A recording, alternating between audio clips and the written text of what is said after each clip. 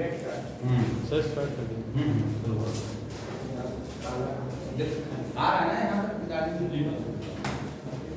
यहाँ तक है, बताइए।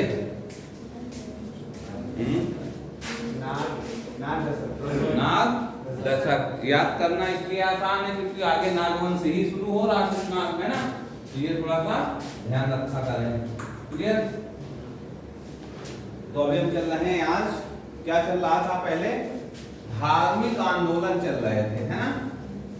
धार्मिक आंदोलन चल रहे थे उस समय। बहुत सारे धर्म अपना अपना जो भी संत था या उसका जो भी जनक था वो अपने अपने धर्म लेके कूद गया मैदान में, है ना? मैदान में कूद गया और हजारों धर्म एक साथ आ गए। ठीक है, हजारों धर्म हिंदुस्तान में एक साथ आ गए क्योंकि सब दिखा रहे थे कि नहीं हमारा धर्म मजबूत, हमारा धर्म मजबूत, है ना? इस तरह से हमने रिलीजियस मूवमेंट के बारे में जानकारी पढ़ी थी। पर अब इनमें से मेन बच गए टोटल 67। ठीक है, 67 धर्म प्रमुख धर्मों में थे। ठीक, क्लियर? अब आगे कहानी, अब इन 60 धर्मों में कुछ खास खास धर्म बच गए थे, है ना? सबसे पहले कौन आएगा? जैन, सबसे पुराना है। फिर है बुद्ध, पढ़ा बाद में जाता है, ध्यान रखना। ठीक है, सिख, है ना? मुस्लिम, ठीक है, ईसाई, सब धीरे धीरे मतलब धर्म अपने अपने मेन की तरफ बढ़ रहे हैं। ईसाई बहुत बाद में आए हैं, ठीक है, पर मेन हमें यहाँ फोकस करना है ना?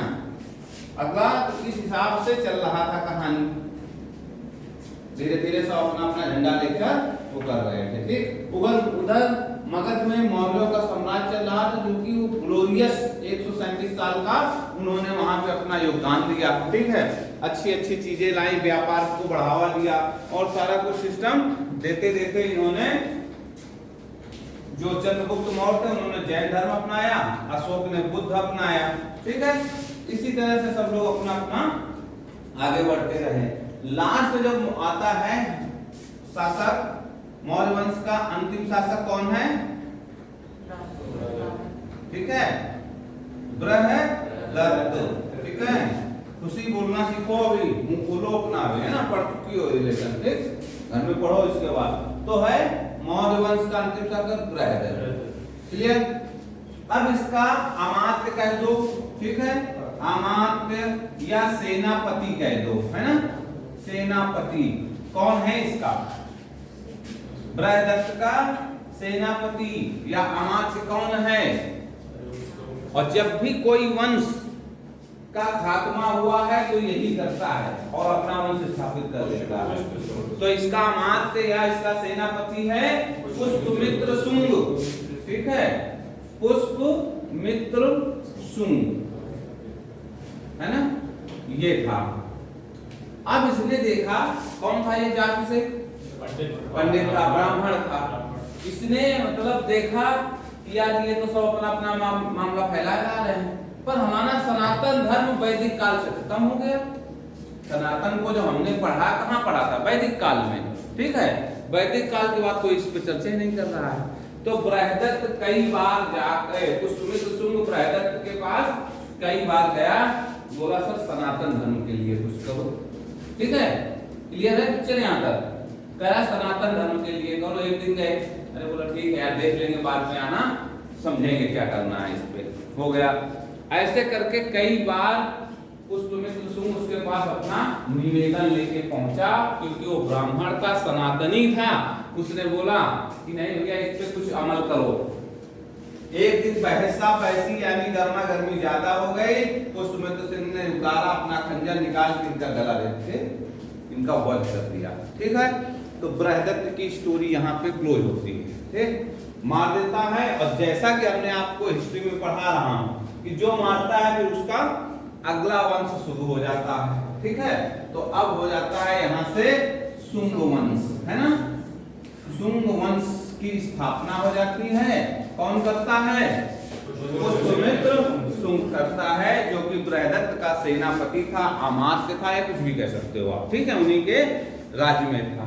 तो यहाँ से मौर्य वंश खत्म हो जाता है। ठीक है, और शुरू क्या हो जाता है? शुंग वंश। और आज हमें इसी के ऊपर जानकारी लेनी, ठीक है।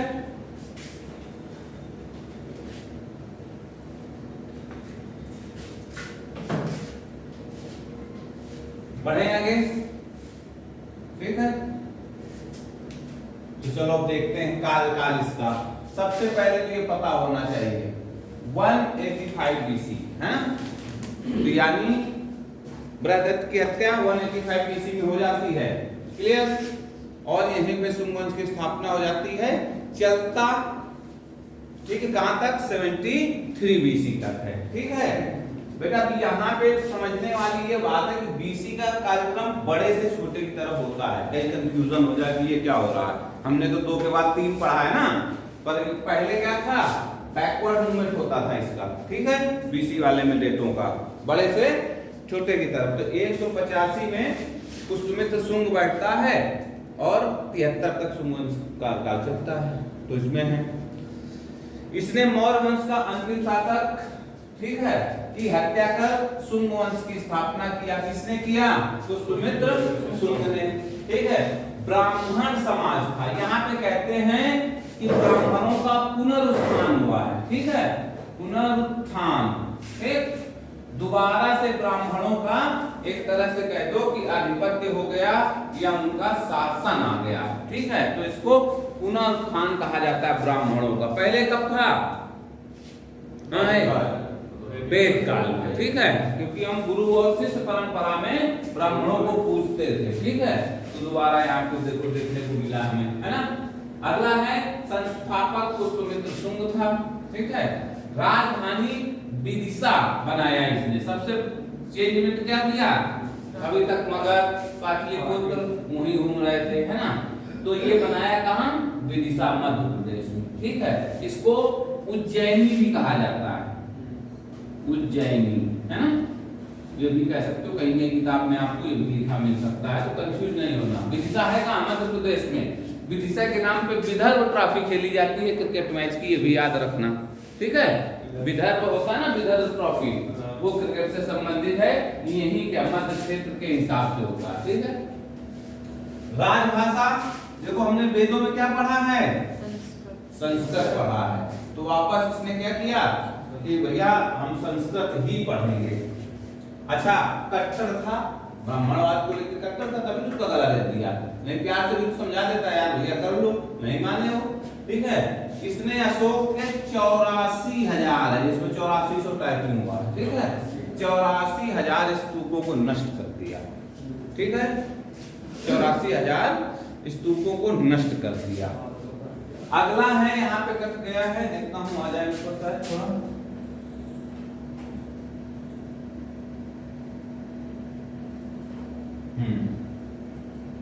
ये यहां तक है क्लियर। ये भरभूत स्तूप, ठीक है, भरभूत स्तूप, फिर इसका निर्माण पुष्यमित्र शुंग ने करवाया, जो कि टाइपिंग मिस्टेक है, निर्माण अशोक ने ही करवाया था, पर इसको कंप्लीट इसने करवाया, ठीक है। इसलिए कहते हैं कि भरभूत स्तूप का निर्माण पुष्यमित्र शुंग ने करवाया था, ठीक है। तो निर्माण किसने करवाया है इसका, अशोक ने ही, है ना। पर ये किसी कारण से कंप्लीट नहीं था, फिर तो पूछ सकता है भाई जब कंप्लीट नहीं था इसका मतलब न्यू तो अशोक ने रखी है, पर बनवाया किसने, एग्जाम में खूब पूछा जाता है। भरभूत कहाँ पे है, हाँ सीमा, सतना, मध्य प्रदेश। देखो बात कहाँ चल रही है, ये सामने में इसलिए बता दिया, कैपिटल इसने चेंज कर दिया, ठीक है। तो यहाँ पे क्या है, अशोक ने उसको काम कराया था, कंप्लीट नहीं था, तो इसने फिर इसको बनवाया, ठीक है। तो सहिष्णु तो था, इसमें कोई दो राय नहीं है कि मतलब वो सबके धर्म को भी इज्जत देता था, ऐसा नहीं है। उन्होंने बनवाया था, पर फिर भी बोला कि नहीं हम इसको बनवाएंगे, क्लियर। यहाँ तक किसी को कोई डाउट,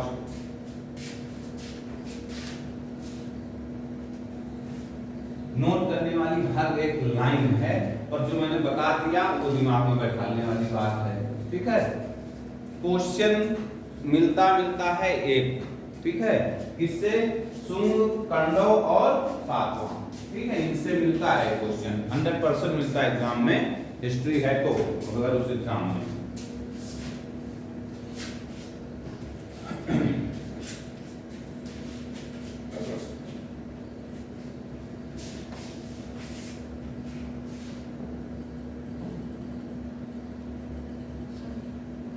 नीचे भी है, तो वही चीज है, नीचे भी वही चीज है।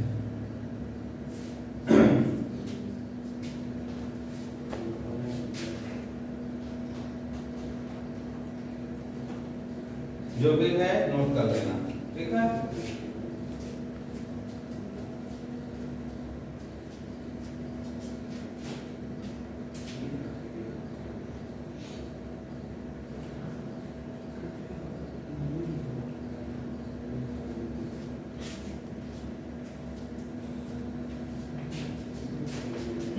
बढ़े आगे, इतना ज्यादा था नहीं लिखने के लिए, बस बहुत इसको लिखना था, कैपिटल लिखना था, लिख लिया थी माँ।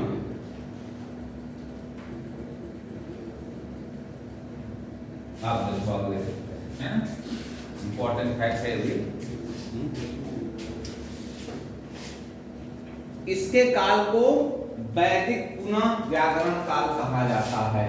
समझ में आया कुछ क्यों कहा जाता है? वैदिक पुनः व्याकरण काल समझ में आ गया क्यों कहा गया?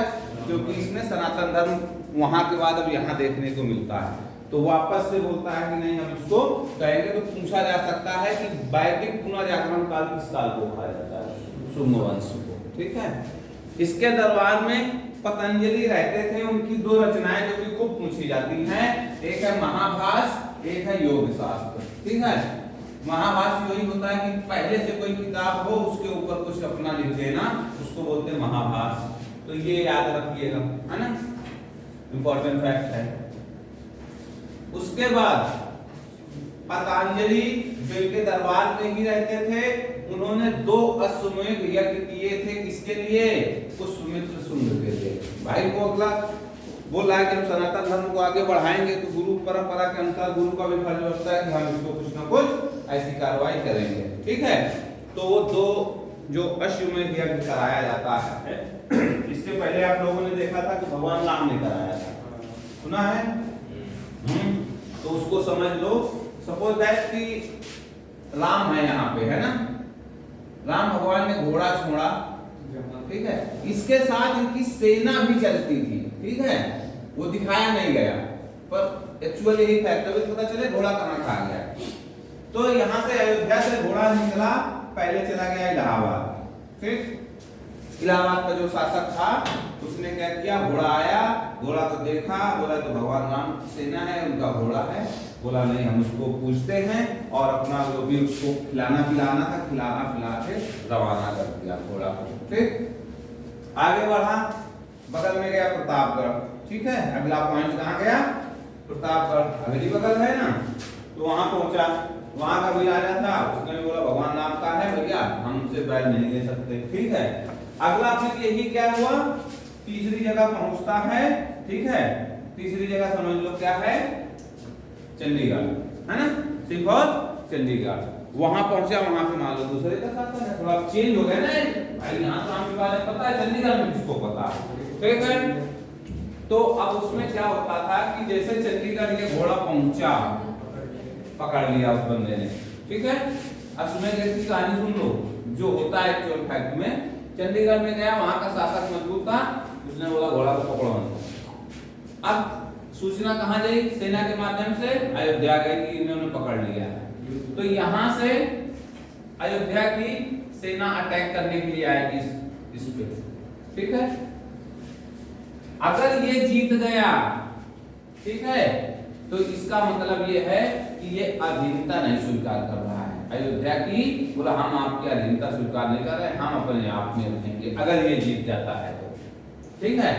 पर अब ये नहीं कि ये जीत गया है तो इन पे भी कब्जा करेगा जाके, नहीं। वो केवल बोलता भाई हम अकेले हैं, अकेले रहेंगे, अकेले थे, ठीक है। जहाँ तक घोड़ा लेकर सम्राट, हाँ, तो यहाँ पे उसने मना कर दिया, ठीक है। लड़ाई हो गई। गलती से अगर ये जीत जाता है तो यहीं से इनका अश्वमेध यज्ञ खत्म हो जाता है, ठीक है भाई। पकड़ लिया ना, काम खत्म। इसका मतलब क्या था, एक तरह से विश्व विजेता बनने की पहल थी, ठीक। अगर ये जीत गए, ठीक है, अगर ये जीत गए अयोध्या वाले, तो बस सीधे तलवार रख के पूछे क्या किया जाए तुम्हारे साथ, मार दिया जाए कि छोड़ दिया जाए, ठीक है। फिर वो जैसा आचरण अपना वहां दिखाएगा उसी के हिसाब से राजा आपके साथ व्यवहार करेगा और इनको भी अधीनता स्वीकार करनी पड़ेगी। ठीक है, दो यज्ञ होते हैं, एक होता है अश्वमेध यज्ञ, एक होता है राजसूय यज्ञ। ठीक है, उसको मैं आगे पढ़ाऊंगा। ये चीज समझ में आ गई। यहाँ पे किताब इतनी दो हैं, महाभाष्य और योगशास्त्र पतंजलि, खूब एग्जाम में पूछा जाता है। ठीक है, नोट कर लो दोनों किताबें अगर न किया हो तो। अश्वमेध यज्ञ भी एकदम हिंदी में समझा दिया आपको। ठीक है, आगे देखो।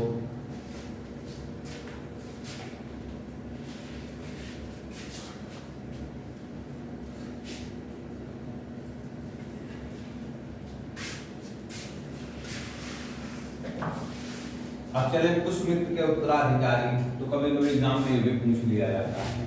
तो जस्ट इसके नीचे आते हैं अग्निमित्र, उसके बाद में दूसरे ये हो गए, तीसरे ये हो गए, चौथे ये हो गए, पांचवें ये हो गए, जो कि अंतिम थे, है ना। तो इम्पोर्टेंट तो इसलिए ये हो गए, है ना। तो अब कहते हैं कि पुष्यमित्र के बाद जो सबसे ज्यादा शक्तिशाली राजा हुए वो हुए अग्निमित्र, है ना। कौन? अग्निमित्र। क्लियर। और अग्निमित्र एक युद्ध लड़ते हैं जिसका नाम है विदर्भ का युद्ध, कभी कभी पूछा जा सकता है। तो देख लो, आपको 185 BC के बीच में ही होगा, इसके बीच में है ना ये पूरी कहानी। तो डेट इसके अंदर की होगी, क्योंकि डेट एग्जैक्ट नहीं दिया है। तो ये ध्यान रखना कि विदर्भ की लड़ाई कब हुई है। अगर मान लो अग्निमित्र उसका पुष्यमित्र शुंग का कार्यकाल छोड़ देते हैं तो लमसम 73 BC से आसपास के पहले ही हुई है, उसके बाद नहीं हुई है। तो यानी अगर 85 अगर 50 साल का भी मान ले, 15 इधर दे तो 35, तो लमसम घटा दो इसमें, है ना, 45 साल घटा दो, 140 के आसपास मान लो, है ना। एग्जैक्ट फिगर के हिसाब से जाओगे तो उस समय ये होगी, तो ये ध्यान रखना, है ना। कहानी क्या है? अग्निमित्र हैं, इनके दोस्त है माधव सेन। क्या नाम है इनके मित्र का? माधव सेन। और उनकी बहन का नाम है मालविका। माधव सेन की बहन का नाम है मालविका। ठीक है। तो एक पड़ोसी राज्य था, वहां का राजा था यज्ञसेन। ठीक है, यज्ञसेन। ये क्या करता है, माधव सेन की बहन को उठा लाता है। ठीक है। फिर अब माधव सेन का दोस्त कौन है? अग्निमित्र। तो माधव सेन को जैसे ये अपना यज्ञसेन लेके आता है, तुरंत माधव सेन दोस्त के पास पहुंचते हैं, भाई ऐसा ऐसा मेरे साथ हो गया है, अपनी टीम लो और चल के मेरे सिस्टर को बचाओ। ठीक है। तो उसी में है, जाते हैं, विदर्भ का युद्ध होता है, यज्ञसेन को अच्छे से जम के कार्रवाई हो जाती है वहां पे, और इनकी बहन मालविका को सुरक्षित लेके अपने राज्य में आ जाते हैं। ठीक है। उसके बाद कहते हैं जैसे पृथ्वीराज चौहान और संयोगिता के बीच में प्यार हुआ था, ऐसे इनके बीच में हो गया, और इतना ज्यादा हो गया कि इसका नाम ही रखना पड़ा मालविका अग्निमित्रम। किसने लिखा वो पूछा जाता है, नाम देख लो, कालिदास। ठीक है। मालविका और अग्निमित्र की प्रेम कहानी है यहाँ पे, ये भी पूछा जा सकता है, मालविका अग्निमित्रम में क्या है। ठीक है, आजकल ऐसे ट्रेंड क्वेश्चन ज्यादा पूछे जाते हैं। ठीक है। तो मालविका कौन थी? माधव सेन की बहन थी, और अग्निमित्र माधव सेन का दोस्त था। ठीक है। तो एक तो ये हो गई कहानी। फिर दूसरा, अग्निमित्र की मेन फैक्ट ये है कि इसने कलिंग अभियान फिर शुरू किया था। अशोक के बाद कलिंग अभियान करने वाला दूसरा शासक, ऐसे पूछा जा सकता है, तो उसका नाम है अग्निमित्र। तो कुल मिलाकर पुष्यमित्र के बाद जो उसका उत्तराधिकारी था वो बिल्कुल पद चिन्हों में चल रहा अपने पिताजी। ठीक है। तो ये है कहानी। ठीक है। अगला है, फिर इतना आ गया समझ में, नोट कर लिया। कलिंग की लड़ाई आपको बताया था 261 में BC में अशोक के द्वारा लड़ी गई थी। दोबारा फिर अग्निमित्र के समय में होती है, वर्तमान में उड़ीसा प्रांत में है कलिंग। ठीक है।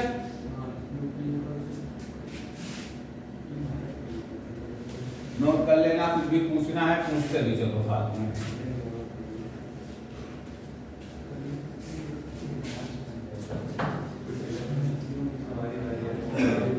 ये क्लास ज्यादातर एक्सप्लेनेटरी तरीके से मिलती नहीं है, ठीक है। जिसका जैसे हिसाब किताब होता है उस हिसाब से पढ़ा देता है ना। तो इसलिए थोड़ा सा क्वांटिटी कोशिश किया लाने के लिए। और देवभूति में अंतिम शासक है, तब तक अभी थोड़ा बहुत सुमित रहो जिनके बारे में देखा जाए। लिख गया सीमा है, लिख गया।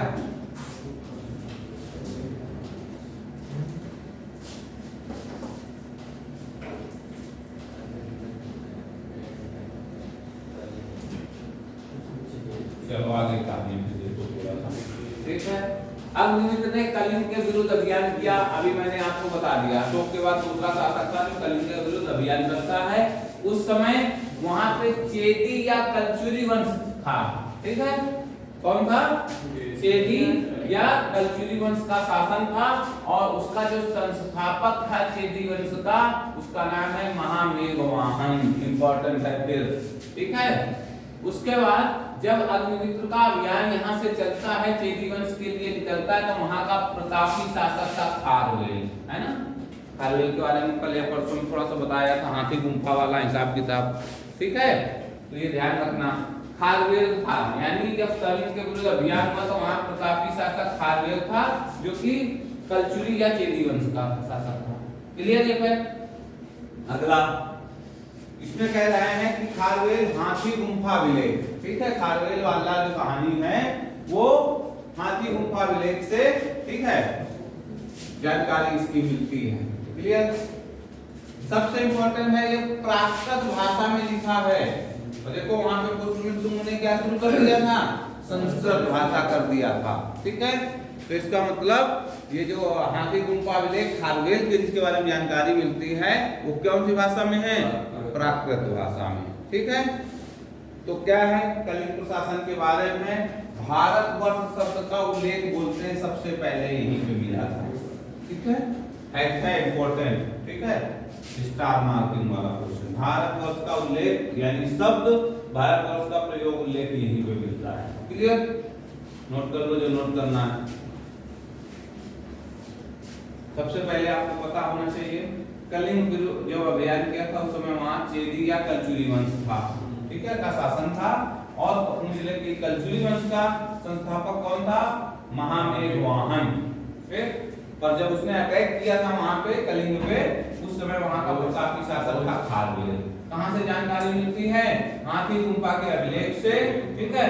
कलिंग अभियान की जानकारी मिलती है, प्राकृत भाषा में जारी है, ठीक है। और भारतवर्ष का उल्लेख का शब्द जो है कहां मिला? हाथी गुम्फा विलेख, ठीक है।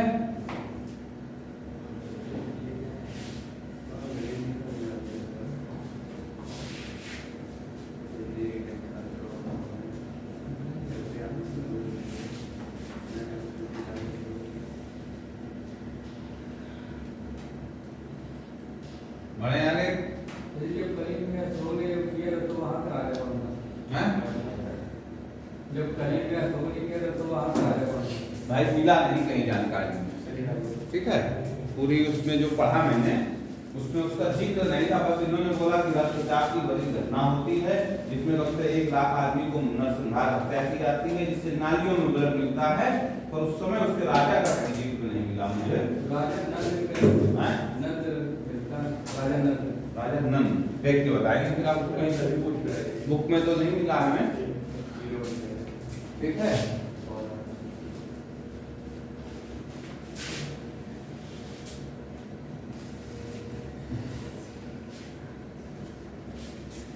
जिनको कलिंग याद हो जाए वही बहुत, ठीक है। कलिंग याद हो जाए वही बहुत है। आप देखो आगे, है ना। अब अगला है, अगर यहां से देखा जाए तो ये कौन हुए? पुष्पमित्र शुंग के पौत्र, ठीक है, पौत्र हो गए, ठीक है। अगला है सिंधु नदी के किनारे यवनों को हराया था किसने? वासुमित्र ने, इसलिए इंपॉर्टेंट हो जाते हैं, ठीक है। सिंधु नदी के किनारे यवनों को हराया था वासुमित्र ने, ठीक है। आक्रमण में पुष्पमित्र शुंग के समय पर भी हुआ था, यानी इन्होंने यवनों ने, इनको बोला जाता है हिंद यमन, ठीक है। इन्होंने पहली बार ट्राई मारा था पुष्यमित्र शुंग के समय में, तो वहां तो प्रतापी शासक था, ठीक है, दौड़ा दौड़ा के मारा होगा। फिर इन्होंने काफी इंतजार किया, बोला नहीं यार एक दिन तो निपटाना है, चलिए सिल्वर निकेतस की तरह, ठीक है। तो इस बार मिल गया वसुमित्र, इन्होंने दौड़ा लिया, ठीक है। तो इसलिए ये चर्चा में आते हैं। क्लियर? ये सेम कहानी मालिका अग्निमित्रम की भूलो ना तुम लोग, है ना। दोबारा ये है कि देवभूत की हत्या कौन करता है? वासुदेव कर्ण, ठीक है, और कर्ण वंश की स्थापना कर देता है, ठीक है। तो इसमें 2-3 फैक्टर थे। पुष्यमित्र शुंग को पढ़ो, अग्निमित्र को मालिका मालिका अग्निमित्रम की वजह से पढ़ो, और अगला फिर आपको जो मिल रहा है वो मिल रहा है वसुमित्र, ठीक है। और नीचे भी वासुदेव हैं, वो कंडो हैं वो, तो ध्यान रखना कहीं उसमें उसको मिक्स नहीं कर लेना। जो इन्होंने हिंद यवन को हराया था, और हिंद यवन का ये दूसरा अटेम्प्ट था अटैक करने का। हाँ हिमांशु, क्या नहीं समझ में आ रहा है? आया कुछ समझ में कि नहीं? आज खत्म है कहानी, लिखिए बेटा। अब सबसे छोटा और सबसे कम यही है कण्व वंश, ठीक है। कुछ नहीं याद करना है कि इसका कौन है, संस्थापक कौन है और अंतिम शासक कौन है, और इन्होंने 2 राजधानी बना दी थी, ठीक है। शुंग वंश ने विदिशा में बनाया था उज्जैनी के पास, और इन्होंने पाटलिपुत्र को वापस कर लिया था कि नहीं वहां भी हमें कैपिटल रखेंगे, है ना। तो ये ध्यान रखना है। तो कहानी यही है कि अंतिम शासक इनका सुशर्मन था, जिसकी हत्या सिमुक ने कर दिया, और सिमुक ने सातवाहन वंश की स्थापना कर दी। सबसे छोटा है, बस एक ही स्लाइड में वंश खत्म हो जाता है। क्यों? क्योंकि कुछ ज्यादा जानकारी मिलती नहीं है। ये देखो लोग 73 तक था, 73 से 30 BC तक है, बस ये चीजें नोट कर लेना। ये क्या है कि हम स्लाइड देखते हैं ना, तब भी ये चीज नहीं दिखती, है ना। और पूछ लिया मैचिंग द फॉलोइंग, बस उसी में ढेर। एक केवल अलग से कोई वंश उठा के ले आएगा, उसी के बीच में मिक्सचर कर देगा, चेदी या कलचुरी वन, अब भूल जाओगे कि यार ये कब आया होगा, बस उसी में दिमाग और माइनस मार्किंग के साथ वापस अपनी भूमिका बना लोगे आपको।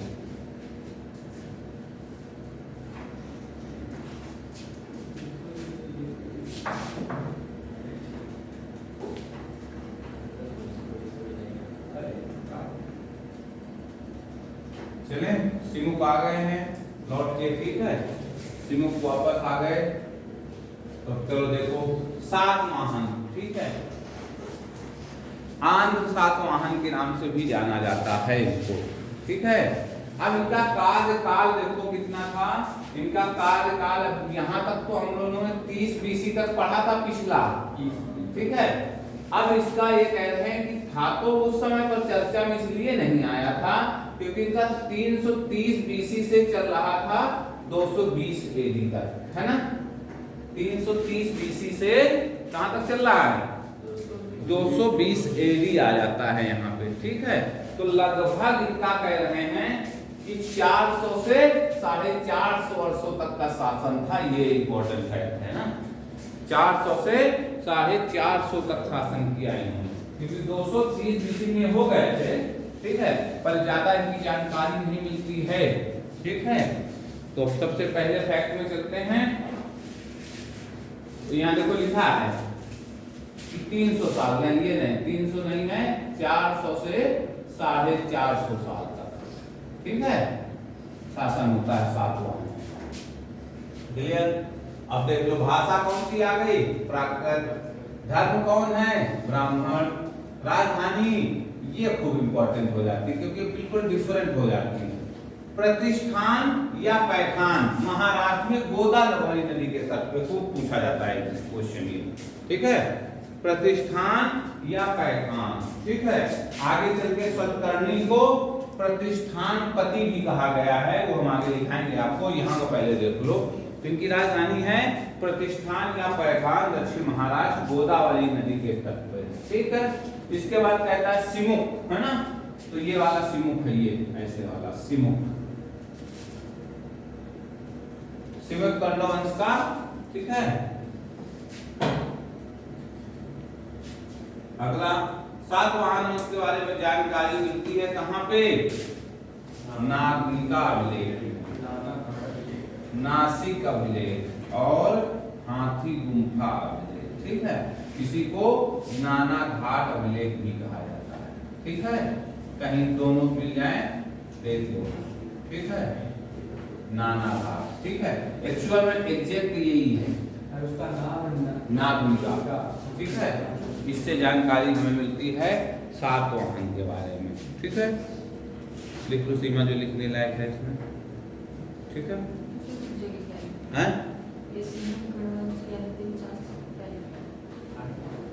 सिमुक कर्ण वंश के अंतिम शासक की हत्या करके गद्दी पे बैठता है, यही लिखा है उसमें। ये भी नहीं समझ पा रही हो क्या? और कौन था अंतिम शासक? कर्ण वंश का, हाँ मेरा सुशर्मन, ठीक है। तो अभी बार बार बताया था ना कि एक वर्ड को रिपीटेशन ना करने के लिए सर्वनाम का प्रयोग किया जाता है, तो सर्वनाम का प्रयोग कर दिया इसने, ठीक है। कैपिटल याद रखना सातवाहन की, इंपॉर्टेंट है। और नागनिका अभिलेख को नाना घाट अभिलेख भी कहा जाता है, ये भी ध्यान रखना, ठीक है। सारा कुछ लिखा है साफ साफ, जो छूट गया लिख लो।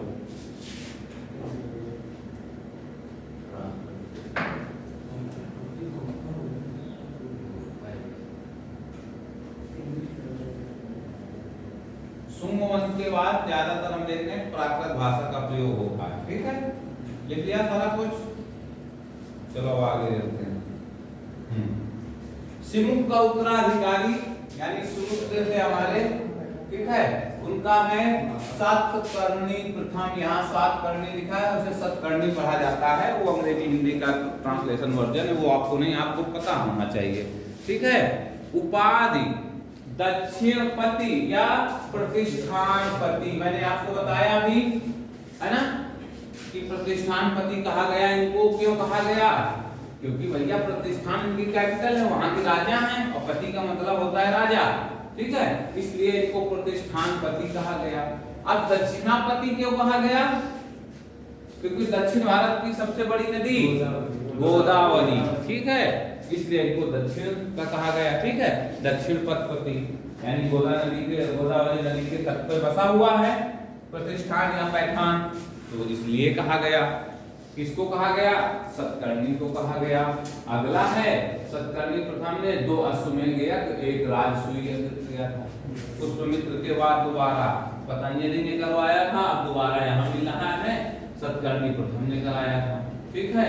अब राजसूय यज्ञ का मतलब है राजा अपने आप को चक्रवर्ती सम्राट घोषित करता है। ये यज्ञ करने के बाद, यानी अश्वमेध यज्ञ में घोड़ा पकड़ने वाली कहानी थी, ठीक है, और अपना विस्तार कर रहा था वहां पे, अश्वमेध यज्ञ से अपने राज्य का विस्तार कर रहा था, और उसके बाद राजसूय यज्ञ कर रहा है, तो इसका मतलब चक्रवर्ती सम्राट घोषित करता है।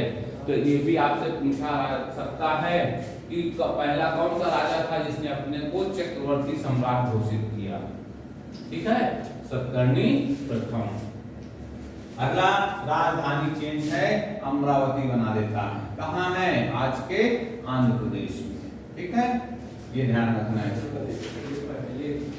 सतकर्णी प्रथम का नाम एल्डर सैरागोन भी कहा जाता है, ये कैरागोन है, पढ़ा जाता है, ठीक है, एल्डर सैरागोन। इंपॉर्टेंट क्वेश्चन है, लिख लेना ये नीचे वाला, तो बिल्कुल फैक्ट बोलना, ठीक है।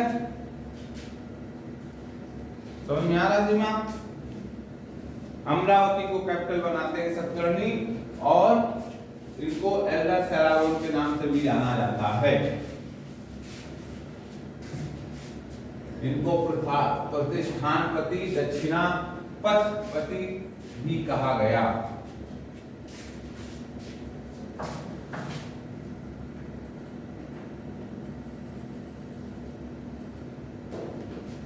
अगला है भूमिदान की प्रथा प्रारंभ की थी सतकर्णी ने, ठीक है।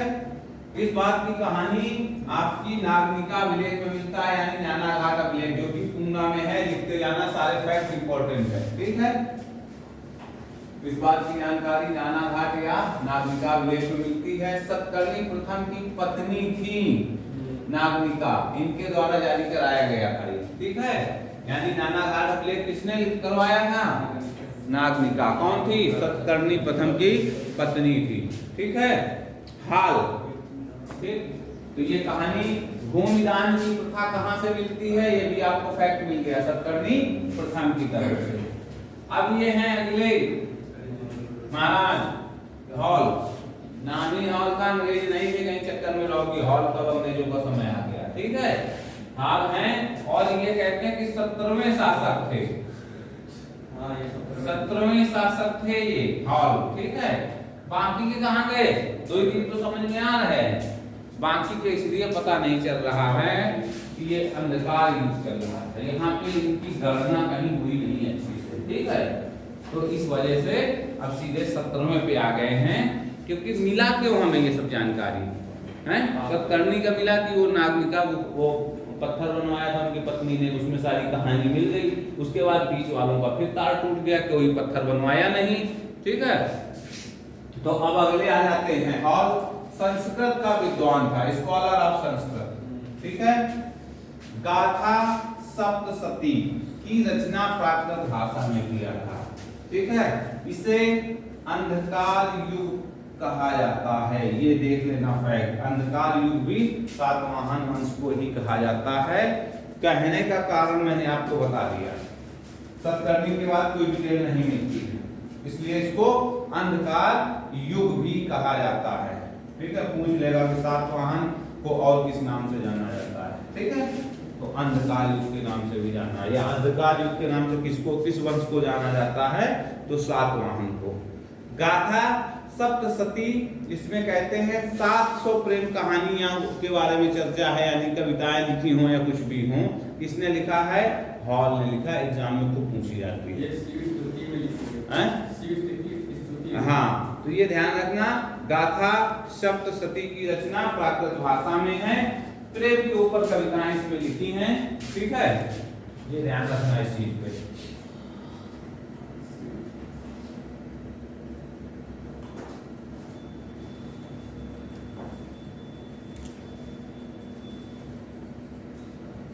अगला है क्वेश्चन, सातवाहन वंश की जानकारी का स्रोत क्या है, ठीक है। वैसे भी इसको अंधकार युग कहा गया, कहा इसीलिए गया कि ज्यादा जानकारी इनकी नहीं मिलती है, ठीक है। तो मिलती नहीं है तो फिर क्या हुआ, किस कैसे हुआ? कुछ भी जो मिली, पहले वाला मिल गया आपको नागनिका यानी नाना घाट अभिलेख। अब कहता है सातवाहन की जानकारी स्रोत पुराण, शिलालेख, ठीक है, त्रिदेतक, साहित्य ग्रंथ। मत्स्य पुराण में कुछ जानकारी मिलती है, वायु पुराण में मिलती है और विष्णु पुराण में मिलती है। पुराणों में इन्हें आंध्र या आंध्र दत्त भी कहा जाता है, वही है अंधयुग वाली कहानी है और कुछ नहीं है, ठीक है। ये ध्यान देना। कहाँ जानकारी के स्रोत हैं? पुराण में, शिलालेख में, साहित्य ग्रंथों में। पुराण में मत्स्य, वायु, विष्णु पुराण, ठीक है। और पुराणों में इन्हें आंध्र या आंध्र दत्त कहा गया, यानी अंधा युग कहा गया, क्योंकि कुछ सटीक जानकारी नहीं थी, जिसकी है उसकी पढ़ाया जा रहा है आपको, क्लियर। अब हाल का देख लो कहानी। 17वां शासक था, गाथा सप्तशती की रचना प्राकृत भाषा में किया। लगभग 700 प्रेम कविताओं का संग्रह है सप्तशती। पूछा जाता है कोई एग्जाम में, ठीक है। तो सीमा कौन सा हो जाएगा इसमें समास? देव समास, ठीक है, क्योंकि 700 का संग्रह बना रहा है ना। तो ये ध्यान रखना, लगभग 700 प्रेम कविताओं का संग्रह है, जो उस समय की सामाजिक और सांस्कृतिक स्थिति की जानकारी देता है। अच्छा, कभी इस चीज के पीछे नहीं पड़ना यार, ये तो ये इसमें ये था और दूसरी किताब में लिखा था कि ये शिव पार्वती की प्रेम कहानियां लिखी है इसमें, कोई कहते विष्णु लक्ष्मी माता की बड़ी हैं। इन चक्करों में पढ़ना नहीं, बस तुमको इसका मतलब पता होना चाहिए कि है क्या, ठीक है। तो है यही कि प्रेम के ऊपर आधारित कविताओं का वर्णन है इसमें हॉल लिखा। अगर आगे नहीं किसकी खुशी हुई तो क्या है? फिर हमसे पूछना आने के बाद कि आपने पढ़ाया नहीं था। हमने क्या बताया? 102 एग्जाम दिए हैं, है ना। पेपर ही एनालाइज करता हूँ और तुम लोग जो देख के आते हो उसको भी अलग से देखता हूँ आने के बाद।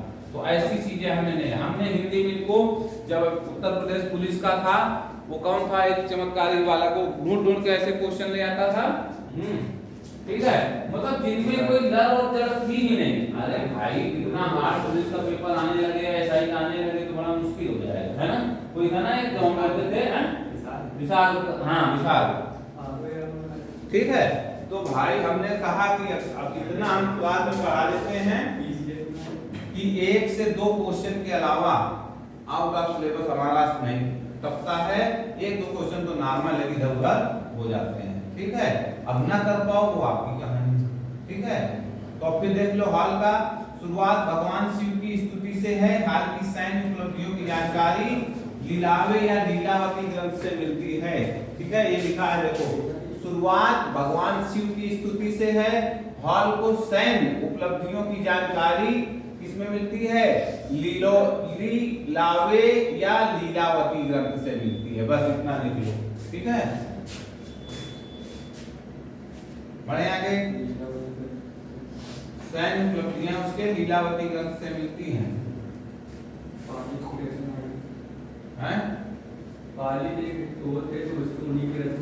हाँ, अगला है, इसमें 2 विद्वान थे, ठीक है।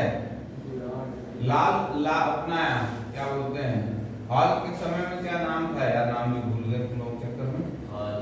हॉल है ना, अंग्रेज नाम इसलिए थोड़ा सा दिमाग में नहीं बैठता, ठीक। इनके समय में 2 विद्वान थे, एक का नाम था सर्ववर्मन और दूसरे का नाम था बूढ़ाहड़ा, ठीक है।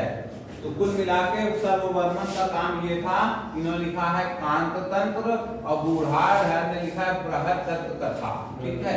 ये हॉल के समय थे, बस इतना याद रखना। किसके समय थे? हॉल के समय थे विद्वान, ठीक है। कहते हैं इसी के आधार पर पंचतंत्र की पुस्तक लिखी गई है। किसके आधार पर? इसके आधार पे, बूढ़ाहड़ा कथा के आधार से। किसने लिखा पंचतंत्र की कहानियां? विष्णु शर्मा। ये बिल्कुल एग्जाम में पूछी जाती है, ठीक है। किसके बेस पे लिखा गया है? ऊपर लिखी है बूढ़ाहड़ा, ठीक है।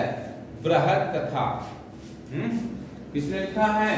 बूढ़ाहड़ा ने। ये दोनों वो है भाई राइटर, है ना ये, और ये इनकी किताबें हैं, कहीं कंफ्यूजन हो जाए।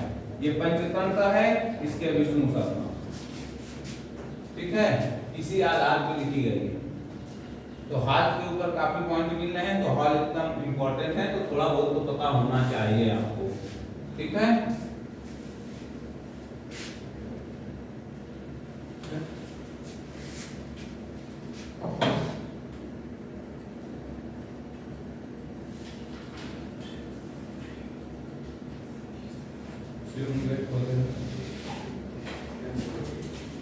गौतमी पुत्र सतकर्णी, ठीक है।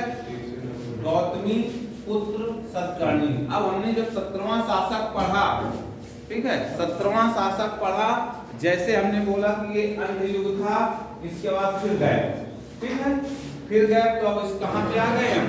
सीधे 23वें शासक पे आ गए, ठीक है। तो इस वंश का महान शासक था गौतमी पुत्र सतकर्णी। एक्चुअल में इसका नाम था सतकर्णी, ठीक है। और सतकर्णी के साथ इसने अपना नाम में अपनी मां का नाम ऐड कर दिया, ठीक है। क्लियर? सतकर्णी की ये माता जी का नाम था। बाल गौतमी बाल ऐसे कुछ था, अभी आगे हम आपको, हैं? हाँ, गौतमी बलश्री, ठीक है। तो गौतमी वहां से उठा लिया और अपने नाम के आगे जोड़ लिया गौतमी पुत्र सतकर्णी। इस वंश का महान शासक था, सातवाहन का पहला पॉइंट। 23वां शासक था। अच्छा, आपसे ये ऑर्डर कभी नहीं पूछा जाएगा, ठीक है। ऑर्डर इसलिए नहीं पूछा जाएगा कि ये अंधयुग था, है ना, कि कब किसने किया कोई जानकारी नहीं मिलती है। अभिलेख में जानकारी जो छपवा दिया, जिसने करवा दिया उसकी जानकारी मिलती है। अब इसको कहा गया सातवाहन का पुनः संस्थापक, ठीक है। यानी दोबारा से रीस्टेब्लिश किया इसने, ठीक है, सातवाहन वंश को, यानी बीच में फिर टूटा, क्लियर। तो फिर इसने इसको जोड़ दिया, और महान प्रतापी शासक था ही, इसलिए इसको 2 चीज से तो पुनर्संस्थापक कहा जाता है, और जब दोबारा जोड़ा है अद्वितीय ब्राह्मण कहा गया, एका ब्राह्मण कहा गया, त्रिसमुद्रपति कहा गया, वेदकटक स्वामी कहा गया, ये को पूछा जाता है। ठीक है, ये नाम लिख लो, किसके नाम है ये? लिखो लिखो लिखो।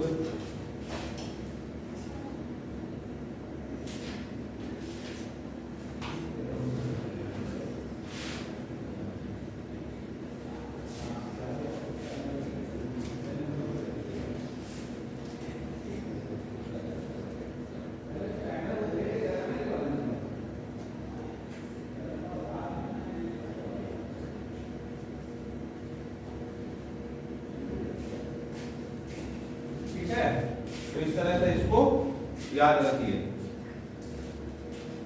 वेदकटक स्वामी त्रिसमुद्रपति एका ब्राह्मण, है ना? इतने नाम थे इसके केवल, और काम भी कितना अच्छा होगा ये भी ध्यान रखो। लिख लिया? हाँ सीमा, 2 बचे तो बताओ ही नहीं तो फिर हम आगे बढ़ जाएंगे। लिखो और स्पीड थोड़ा तेज करो मैथ लगाने के हिसाब से। भाई फेयर तो कर नहीं रहे, इसीलिए हम हमेशा अपनी क्लास में बताते हैं कि रफ करना है यहाँ पे, ठीक है? फेयर नहीं करना है, सीधे रफ, घर में जाके फेयर। वेदकटक स्वामी पूछा गया एग्जाम में, इसलिए आपको बता रहे हैं, ठीक है? और नोट्स एज पर नोट्स ही बनाना कि हम पढ़ें और वो ना हो। चलो देखो, अब ये जो गौतमी पुत्र सतकर्णी है, इनकी जानकारी हमें मिलती है नासिक अभिलेख से, ठीक है? देखो अभिलेख है तभी जानकारी है, नहीं शायद सातवां अंधेरे में है। तो अभी इसकी माता थी बलश्री, नासिक अभिलेख में इसकी जानकारी मिलती है। यहाँ से ये बलश्री के आगे गौतमी लगा था, गौतमी शब्द ले लेते हैं। और कहने का ये मतलब है गौतमी, क्योंकि जब ये शासन कर रहे थे तो साथ में इनकी माता जी शासिका का काम कर रही थी, यानी माँ बेटे दोनों राज्य को चला रहे थे, ठीक है? ये याद रखना, यानी अपने पुत्र के साथ संयुक्त रूप से शासिका रही इनकी माता जी, यानी गौतमी बलश्री। और बल जब पहले कहते ना किसी का नाम अगर भीम है तो भीम जैसा उसका काम भी होता था, ठीक है? आज नहीं, खाली नाम रखा दिया, वजन बोला 30 किलो, है वो नहीं था। पहले अगर बल है तभी बलश्री नाम रखा जाता है। तो आगे फिर इसने शक शासक नहपान, ठीक हो, नहपान जो कि कौन सा शहरत, ये है शहरत वंश, ठीक है? नहपान को हराया था इसने। शक शासक नहपान जो कि शहरत वंश का राजा था, उसको हरा दिया था, ठीक है? जानकारी नासिक अभिलेख से ही मिलती है, ठीक है? जोगल पंथी, क्या नाम है? जोगल पंथी। उसमें पॉइंट्स मिलते हैं, कितने पॉइंट्स मिलते हैं? 13,250। तो ये पूछ लेगा कहां से मिले हैं, तो जोगल पंथी से मिले हैं। जानकारी कहां मिलती है? नासिक अभिलेख में, ठीक है? इसमें 9,200 जो 40 सिक्के के आसपास हैं, वो किसके द्वारा जारी किए गए हैं? गौतमी पुत्र सतकर्णी के द्वारा। तो इंपॉर्टेंट यही है इसमें, ठीक है? माता जी का नाम और जानकारी पूरी कहां से मिलती है? नासिक अभिलेख में, ठीक है? कुछ मृदभानों का भी पता चलता है, मृदभान पढ़ चुके हो आप लोग, है ना? तो उसकी भी जानकारी यही से होती है, ठीक है?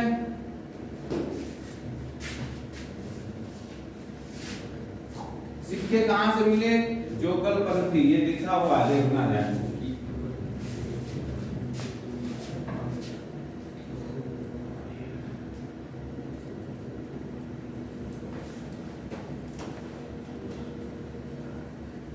आगे देखते हैं। वशिष्ठी पुत्र सतकर्णी यानी कुलवानी भी इनको कहा जाता था, ठीक है? शक शासक रुद्रदामन से पराजित हुआ था, ठीक है? वशिष्ठी पुत्र सतकर्णी रुद्रदामन से पराजित हुआ था। रुद्रदामन कौन था? शक शासक था, ठीक है? और इसकी जानकारी हमें मिलती है कन्हेरी अभिलेख से। कहां से मिलती है? कन्हेरी अभिलेख से, ठीक है? अब बात क्या होती है? हरा तो देता है रुद्रदामन, पर की कहानी वही आ जाती है, ठीक है? बोला बंदा यार लड़ा मेरे से बहुत अच्छी तरह से, फिर उसने क्या किया, अपनी पुत्री की शादी कर दिया, किससे, वशिष्ठ पुत्र सतकर्णी से। ठीक है, तो फिर रिश्ते में बदल गया ना आगे की कहानी, जो हमेशा हम हिस्ट्री पढ़ते चले आ रहे हैं, सबसे ज्यादा रिश्तेदारी से बनाए जाते हैं संबंध। ठीक है, अगला है फिर यहाँ तक बस इतना है इनकी कहानी, ज्यादा कुछ है नहीं। फिर आ जाओ यज्ञ श्री सतकर्णी। ठीक है, यज्ञ श्री सतकर्णी। ठीक है, हाँ जी, हाँ हाँ वही बात है, ऊपर टाइप लिख दीजिए। हाँ हाँ हाँ, ओके, ठीक है, तो हो गया कहानी इधर। अब कहते हैं यज्ञ श्री सतकर्णी ने क्या किया था, जलयान के चित्र वाले सिक्के जारी किए थे। ठीक है, जलयान, तो एक तरह से उसको पानी से बहुत प्यार था, समुद्र से बहुत प्यार था, नदियों से बहुत प्यार था, किसको, यज्ञ श्री सतकर्णी को। ठीक है, तो छोटे छोटे पॉइंट हैं, लिख लो। इंपॉर्टेंट यही वाला है, रुद्र दामन से पराजित हुआ था, उसका कहां जानकारी मिलती है, कानेरी अभिलेख में। ठीक है, इंपॉर्टेंट यही है।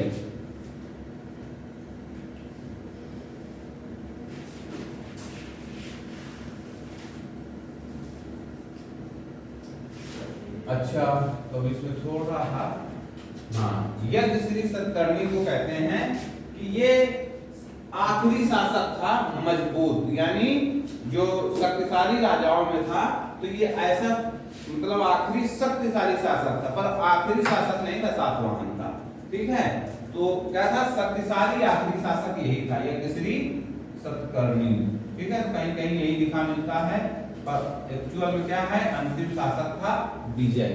ठीक है, लिख लो, अभी तक हमने यही लिखते थे ना, यज्ञ श्री सतकर्णी, पर एक्चुअल में अंतिम शासक कौन है, विजय। तो ये ऐसे ही टोटल का होटल था, इस वजह से इसकी ज्यादा जानकारी मिली नहीं, पर अंतिम शासक यही है। ठीक है, और अंतिम शासक, अंतिम समृद्ध शासक, यानी अंतिम समृद्ध शासक कौन था, यज्ञ श्री सतकर्णी। ठीक है, अंतर है बस ये, अगर ऑप्शन में विजय ना हो तो फिर इसी के साथ आपको जाना है, और विजय नहीं होता है ऑप्शन में, भी बता देता हूं, पर एक्चुअल में अगर कहीं फैक्ट लिखने को आ जाए वहां आपको पता होना चाहिए। तो सातवाहनों ने सिक्के के जारी कराए थे। ठीक है, सिक्के किसके, शीशे के। ठीक है, ये ध्यान रखना, जिनका वजन 500 ग्राम था, एग्जाम में फंसाने के लिए वजन पूछ लेगा आपसे। ठीक है, सातवाहनों ने शीशे के सिक्के जारी कराए थे। ठीक है, उन्होंने कांसे प्लस प्रोटीन एवं तांबे के भी सिक्के चलवाए थे, 3 मिक्सचर के साथ। सातवाहन के साथ शासक सर्वाधिक व्यापार यानी कल्याण नामक बंदरगाह का उपयोग करते थे। ठीक है, कहाँ है, कल्याण महाराष्ट्र में है। ठीक है, अगला है, इन्होंने तांबा, ठीक है, शीशा, टिन, है ना, किसारा, और इसको करके पोरीटॉन नामक एक सिक्का चलता था इनके समय में। ठीक है, व्यापार इन्होंने किया, रोम, मिस्र, दक्षिण पूर्व एशिया की तरफ पूरा भेजते थे। ठीक है, ये है इसमें मेन इंपॉर्टेंट है, इसके शीशे के सिक्के किसने चलवाए। ठीक है, पूछा जाता है ये वाला। ठीक है, कल्याण नामक बंदरगाह का प्रयोग किया। अंतिम शासक विजय मिल जाए तो ठीक है, नहीं तो यज्ञ श्री सतकर्णी हमने आपको पढ़ाया हुआ है, तो जहां आपने वो चार्ट बनाया था उसमें वहां लिख लीजिए विजय का भी नाम। ठीक है,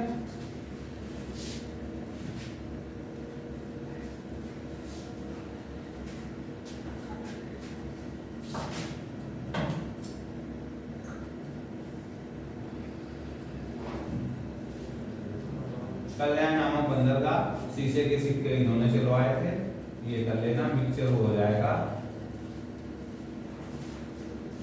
ये आगे हमें पढ़ना है, भारत में विदेशी आक्रमण।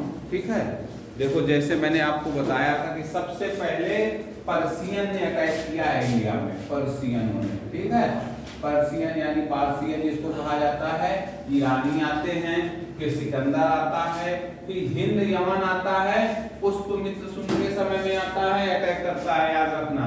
उसके बाद शक, पैलोप, कुषाण और अरब आक्रमण शुरू हो जाते हैं। तो इसमें से कोई को 4 उठा लेता है, और आपसे पीसीएस के एग्जाम में बड़े आराम से पूछता है, इनको जोड़ा सही से लगाओ, तरतीब से लगाओ, ठीक है। तो याद रखना ये चीज। भाई ईरानी हुआ था, पहले मैंने तारीख पढ़ाया आपको, उसके बाद फिर यूनानी सिकंदर आता है, फिर सिलिकन निकेटस आता है, वो भी न्याय से संबंध रखता है। फिर हिंद यवन का हमें शुंग वंश में पता चलता है कि अटैक हुआ था पुष्पमित्र के समय में, है ना। और उसके बाद सब पहलो, कुषाण और अरब, ठीक है। तो कुल मिला के ये है हमारा आगे का चैप्टर जो आपको पढ़ने हैं, ठीक है। और इनमें कुछ है नहीं ज्यादा, मेरे को लग रहा सबसे ज्यादा बस कुषाण में टाइम लगना है।